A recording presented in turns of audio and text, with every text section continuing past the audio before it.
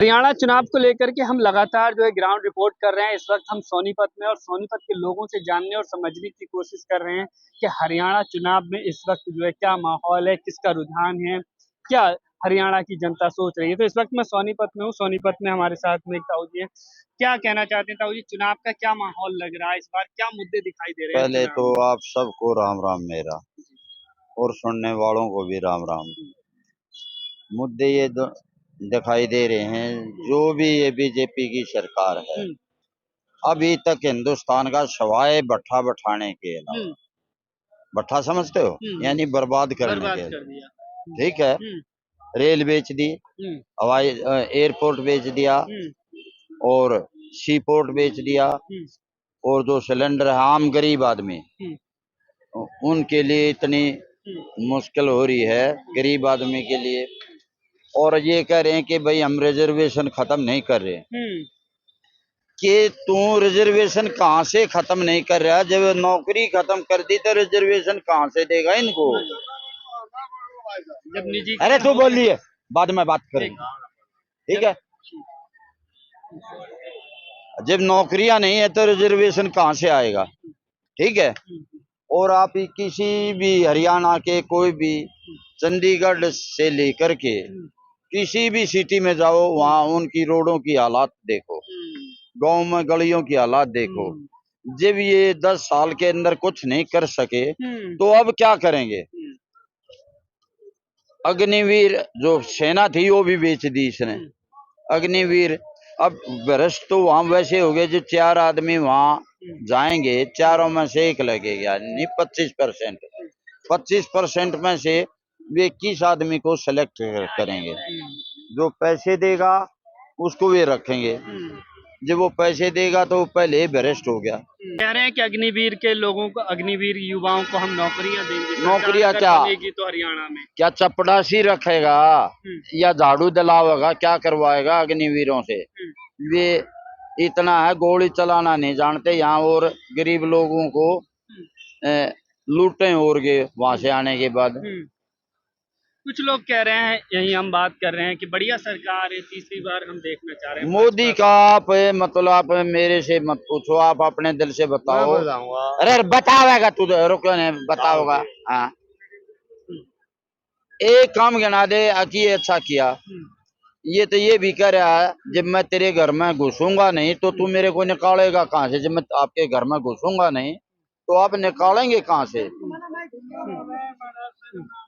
अरुणाचल के अंदर अरे ये सेना नहीं घुसी तो इन्हें निकाली कैसे? निकाली कैसे? जब हम किसी की कोई चीज छीनते नहीं तो हमारे से वापस कैसे लेगा? किसानों का एक बड़ा आंदोलन हरियाणा की भूमि से हमने देखा कि राष्ट्रीय आंदोलन रहा। 2 साल तक आंदोलन चलने के बाद मोदी जी ने माफी मांग ली, कानून वापस कर लिया। वो भी मुद्दा है क्या चुनाव में? 750 किसान मर चुके। दिल्ली हर आदमी की है, गरीब की भी है, अमीर की भी है। दिल्ली जाने के लिए इसने कैसे कीलें गाड़ दी। हम सेना बाहरी के लिए होती है, ना कि अंदरूनी होती है। इन्होंने वहां बम गिराए, वे कारतूस ग्रेनेड गिराए जो हम दुश्मन पर छोड़ते हैं, ठीक है। हिंदुस्तान में कोई भी चीज इसने ऐसी नहीं, जितना पैसा था वो अडानी अंबानी को दे दिया। गरीब लोगों का जो यो पैसा बांट रहा है, यो कारपेट को बढ़ावा दे रहा है।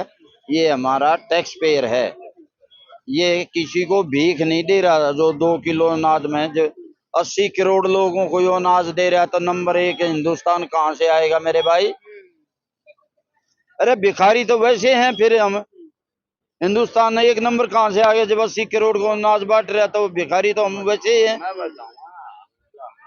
हैं। तो क्या मुकाबला किन किन पार्टियों में देख रहे हैं? तमाम लोग चुनाव लड़ रहे हैं, आम आदमी पार्टी भी है, बसपा इनेलो का गठबंधन है, देखो ये तो हम नहीं कह सकते, हो तो जनता का रुख और जनता का मन बताएगा।